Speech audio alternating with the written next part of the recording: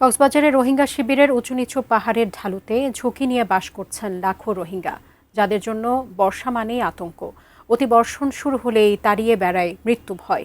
কক্সবাজারের উখিয়ার বালুখালী রোহিঙ্গা শিবির থেকে বিস্তারিত জানিয়েছেন কক্সবাজার প্রতিনিধি অর্পণ বড়ুয়া। শুষ্ক মৌসুমে কক্সবাজারের রোহিঙ্গা শিবিরগুলোতে অগ্নিকাণ্ডের ভয়, আর বর্ষা মৌসুম এলেই ভয়াবহ প্রাকৃতিক দুর্যোগ, পাহাড় ধসের মতো প্রাকৃতিক দুর্যোগের ঘটনা রোহিঙ্গাদেরকে তাড়িয়ে বেড়ায়।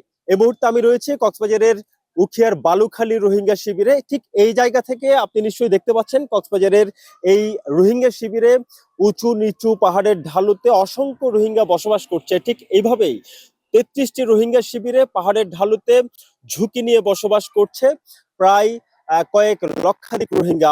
যদিও আবহাওয়া অধিদপ্তর আমাদেরকে জানিয়েছেন যে গত কয়েকদিন আগে থেকেই কিন্তু একেবারে টানা বৃষ্টিপাত ছিল, তবে যারা অতি ঝুঁকিপূর্ণ ভাবে বসবাস করছেন, দুর্যোগ পরবর্তী যে ব্যবস্থাপনা সেটি কিন্তু বরাবরের মতোই তাদের মধ্যে রয়েছে। তবে এখানে বিভিন্ন যে এনজিও আইএনজিও গুলো কাজ করছে, তারাও কিন্তু নিরাপত্তামূলক নানান ব্যবস্থাপনা গ্রহণ করেছে বলে আমরা জানতে পেরেছি। আপনি যদি একটু বলতেন, একজন রোহিঙ্গা, তার সাথে আমরা কথা বলবো। এই মুহূর্তে আসলে যেহেতু বর্ষা এসেছে, এবছর আপনারা কি পরিমাণ ঝুঁকি অনুভব করছেন?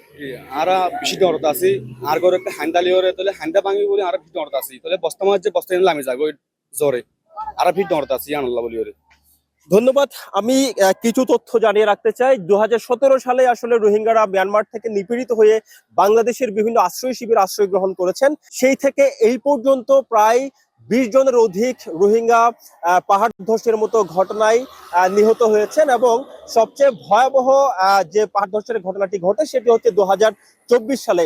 একসাথে বিভিন্ন ক্যাম্পে পৃথক পাহাড় ধসের ঘটনায় ১০ জন রোহিঙ্গার মৃত্যু হয়েছে, তন্মধ্যে একজন স্থানীয় বাসিন্দা বলে আমরা জানতে পেরেছি। কক্সবাজারের বালুখালীর রোহিঙ্গা শিবির থেকে এটুকুই ছিল এখানকার সবশেষ।